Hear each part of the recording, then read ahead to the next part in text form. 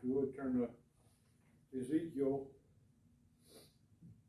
chapter 37, and we're going to start with verse 15 and go through the end of the chapter. Tonight this is all one story here, a prophecy that the Lord gives to Ezekiel to give to the people of Israel.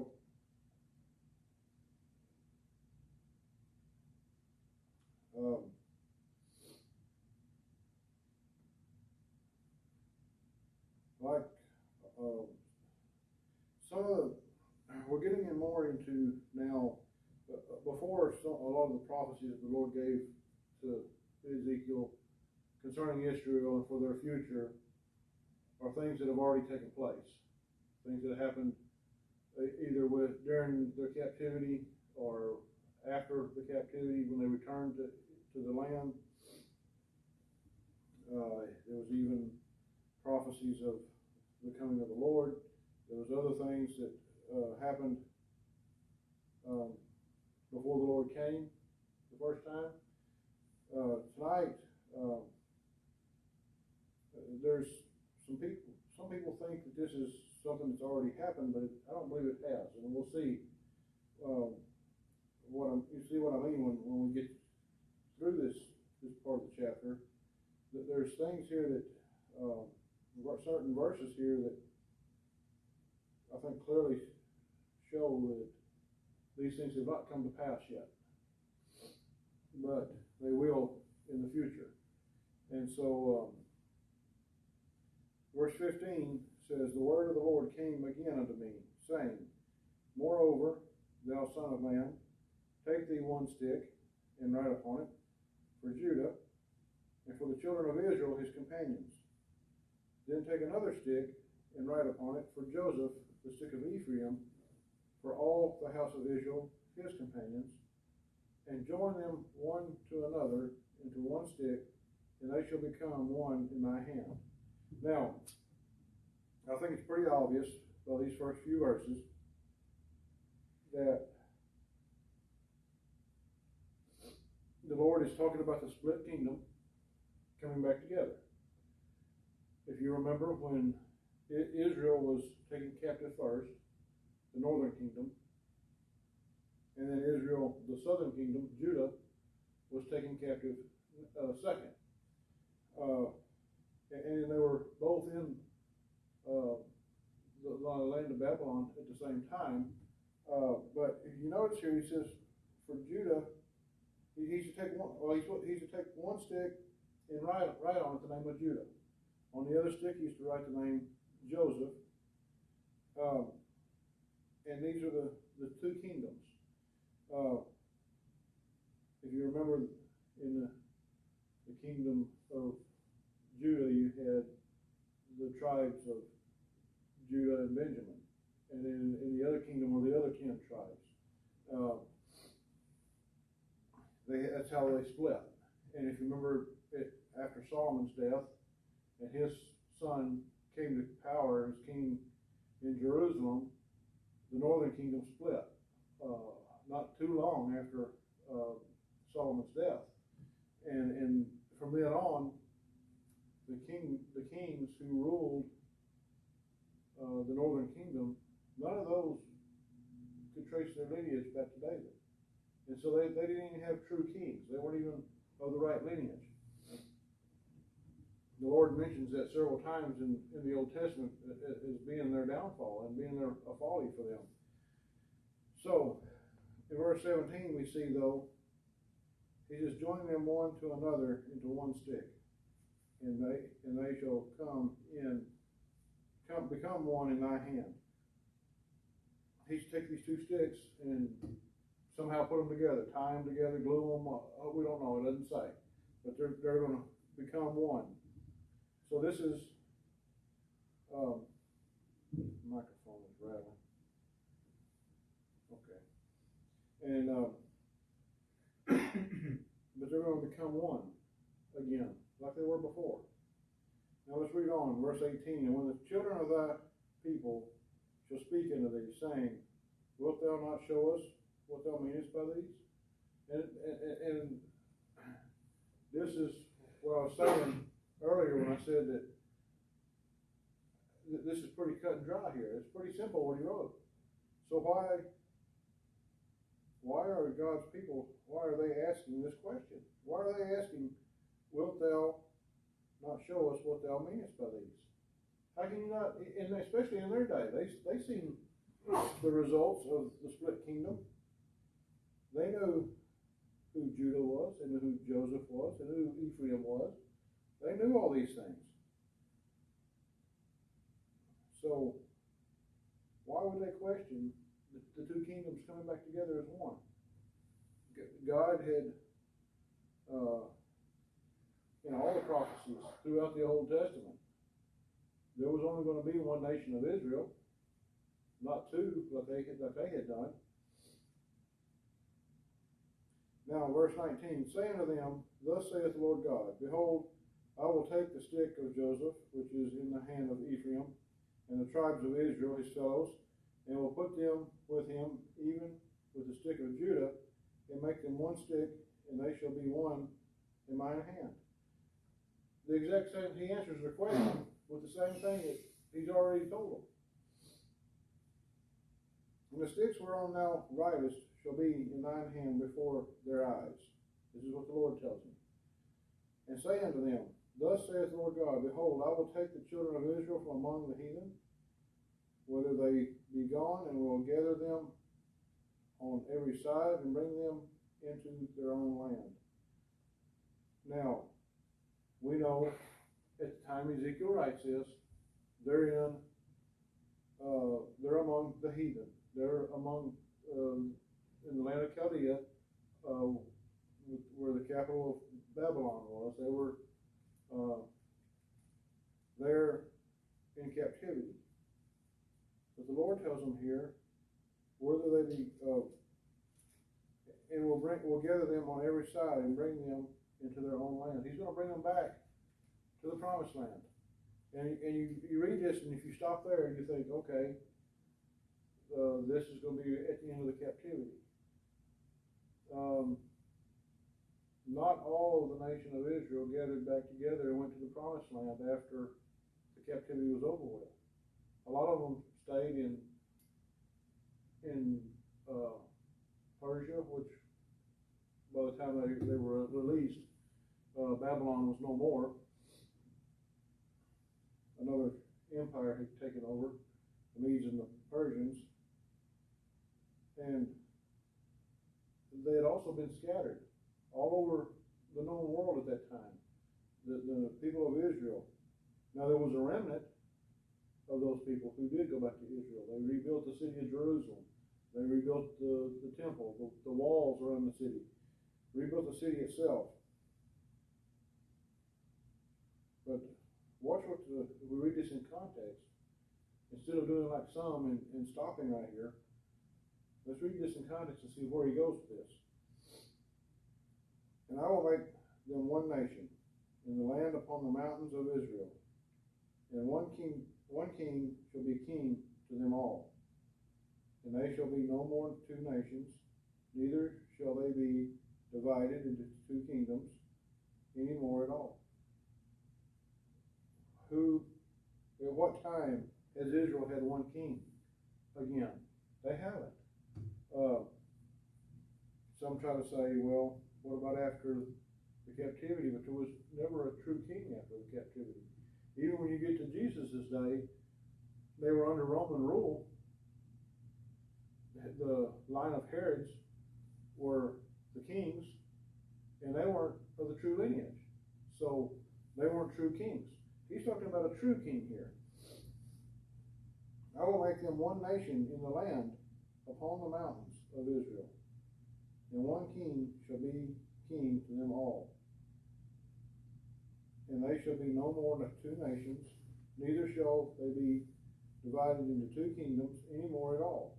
Neither shall they defile themselves any more with their idols, nor with the detestable things, nor with any of their transgressions.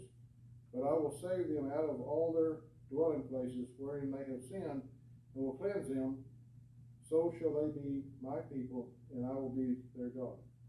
Has that happened to Israel yet? Of course not. People try to say that when the nation of Israel that's there now was formed in, what year was it? 1948. 48. I keep wanting to say 46, but it's 48. In 1948, that's when God brought all of Israel back together, and that's when they possessed the land again. That's false. Is there a nation called Israel over there? Of course. Are they God's people? We don't know. Are they God's elect? We have no idea knowing. I'll tell you everything that I have read about over there. It's a very wicked place. They don't believe in the Messiah as Jesus Christ as being the Messiah. They're still looking for the Messiah to come the first time. Those who are actual Jews over there. And then there are those who, well, they're so steeped in the wickedness of the modern world. Look at their cities, Jerusalem and Tel Aviv, where the capital used to be. They're very wicked cities. He says, neither shall they defile themselves anymore with their idols. They're not going to sin anymore, is what he's saying. You read this whole thing here. The Lord's going to save the nation of Israel, and there's no longer going to be sin in them. And so shall they be my people, and I will be their God. Is the people over there now God's people? They don't act like it. As I said before, we don't know if they're his elect or not. Maybe they are. But will he save the ones that are over there now? I don't know. Are they the ones that we talk about in Revelation? That we're going to be, a nation was going to be saved in a day? We don't know who those are going to be. But we do know that he says here that they're going to, he says, I will save them out of their dwelling places wherein they have sinned. He's going to remove them from their sin. They're going to be saved and will cleanse them. So shall they be my people, and I will be their God. They're going to go, there's going to be no doubt that they're God's people. And he says, and David, my servant, shall be king over them. And they shall have no one shepherd. They shall also walk in my judgments and observe my statutes and do them. That still hasn't happened yet. You can't stop back up in verse 21 and say that, okay, all this has already come to pass.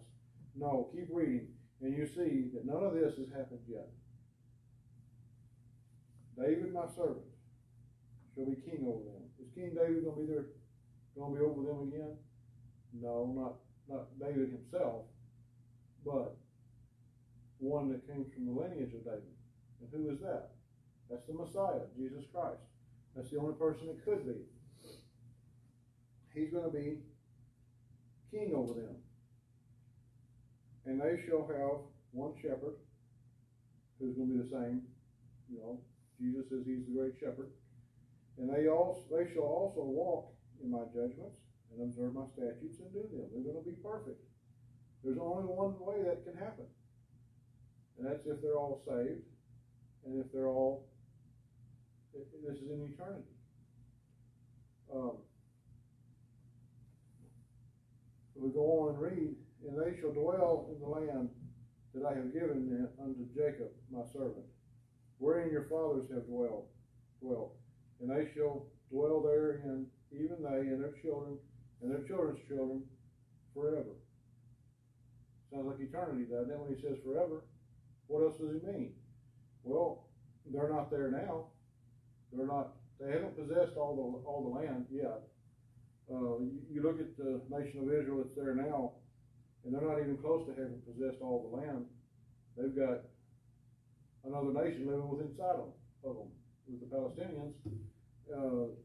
If all this had already come to pass, that wouldn't be there.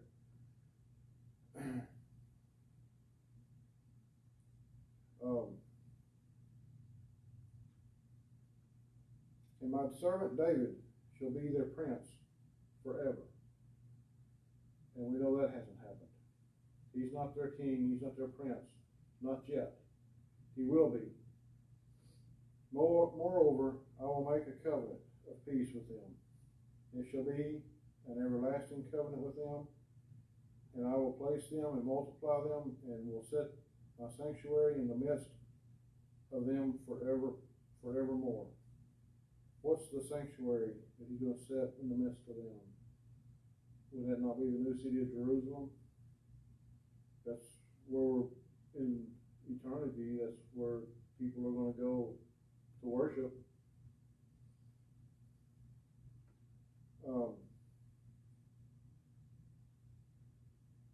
My tabernacle also shall be with them. Yea, I will be their God, and they shall be my people. And the heathen shall know that I, the Lord, do sanctify Israel. For my sanctuary shall be in the midst of them forevermore. Well, we know that if you read the rest of the story in the back of the Revelation, that's also going to be true. The heathen are going to know at the judgment. They're going to know they didn't make it, and they're going to see Israel sanctified, and they're going to the sanctuary, as he calls it, shall be in the midst of them forevermore. He's going to rule and reign from the new city of Jerusalem. They're going to come there to worship him, just like all those who are not in the bride. They're going to come. Now, here's another thing I'll bring up here. There's so many that believe in a universal church, and there's those who within the universal church movement that believe in that Israel, somehow the church took Israel's place, or Israel became the church, or those who Revelation talks about, the nation that's saved in the day will be part of the church when everything ends and eternity begins. We don't see that here. He's talking about Israel. We don't see anything about a church mentioned here. We don't see anything about the Gentiles mentioned here. What about the Gentiles who are going to be saved and those who are going to be part of the bride? They're not mentioned here. He's only talking about Israel. And so many people who are teaching and preaching on eschatology and end time events get all this mixed up. All because most of the time it's because they stopped with verse 21. And two, if they did read any further, they just picked and choose the things that they understood and things they wanted to understand that matched with whatever they were preaching. So be careful with eschatology and with end times teachings. Be careful who you listen to, and be careful, especially when they go to mixing the church with Israel, and they go talking about a universal church and all that. Be careful about those things. Next time we'll take up with chapter 38. I thought about starting it tonight, but there's a lot there. A lot of things that we've heard most of our lives. If you've been in church for very long, you've heard about Gog and Magog, and we're going to talk about them next week, and actually the next few chapters we'll talk about them and see who they are or were or whatever the case may be. Anyway, we'll stop there for tonight.